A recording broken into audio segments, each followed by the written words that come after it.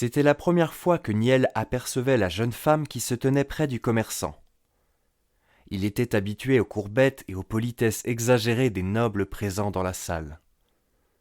Mais contrairement à leur faux semblant, il crut apercevoir, le temps d'une seconde, un enchantement sincère briller dans les yeux de la jeune femme.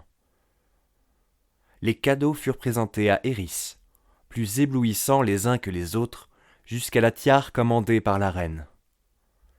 La princesse fut clairement éblouie par la magnificence des joyaux et le délicat travail d'artiste.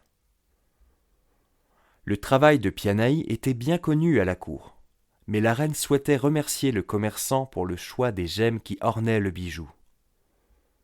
Sur demande de la reine, Pianaï et la jeune femme s'approchèrent et s'inclinèrent. Caëth fut, comme depuis leur arrivée, présenté en tant qu'apprenti. Pianaï renchérit en précisant que c'était Caëth elle-même qui avait suggéré les pierres, prouvant qu'elle était la parfaite héritière de son entreprise. Niel ne la lâchait pas des yeux. Il y avait quelque chose à propos d'elle qu'il n'arrivait pas à définir et qui l'intriguait. Le prince tendit sa main vers elle, qu'elle accepta. Il lui fit un baise-main et lui souhaita la bienvenue à la cour. Il était accoutumé au masque que portaient les gens en sa présence et celle de sa famille, mais celui de Caëth était différent. Elle n'était pas là pour plaire. Rien dans son attitude ne montrait un intérêt pour la famille royale, la richesse et le pouvoir qu'elle représentait. Non, son objectif était différent, comme si elle n'était présente que dans l'unique but de faire ses preuves, de prouver qu'elle avait sa place et surtout qu'elle ne reculerait devant rien pour la trouver.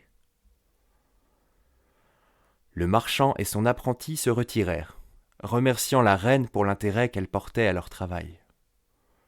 Les festivités continuèrent le reste de l'après-midi avec des danses, des jongleurs et des acrobates. Puis, à la nuit tombée, les invités furent priés de sortir dans les jardins pour assister à un feu d'artifice digne d'un anniversaire royal. Niel chercha Caëth des yeux et la trouva, toujours près de son maître, un peu plus loin, en retrait dans la pénombre. Et encore une fois, il put lire dans ses yeux l'innocence pure de l'émerveillement. Il s'approcha subrepticement d'elle avant de lui adresser la parole.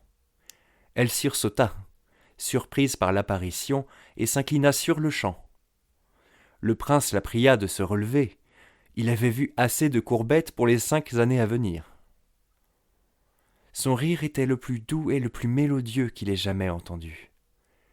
Niel remarqua que Pianaï avait eu l'obligeance de s'écarter afin de leur laisser un peu d'intimité. Ils passèrent le reste de la soirée à échanger sur les facéties de la cour, sur les disparités sociales, sur l'élitisme dont faisait preuve à présent l'Académie de l'attribution des dragons, tout aussi arbitraire, et les manigances politiques dont il était l'une des victimes. Caëth l'écoutait. Elle ne l'entendait pas juste parler. Elle écoutait chacun de ses mots et débattait avec lui. Elle avait une vision différente du monde et ne se rangeait pas uniquement derrière ses idées. Elle les défiait même, le forçant à remettre en question sa façon de penser. Niel se sentait enfin vu.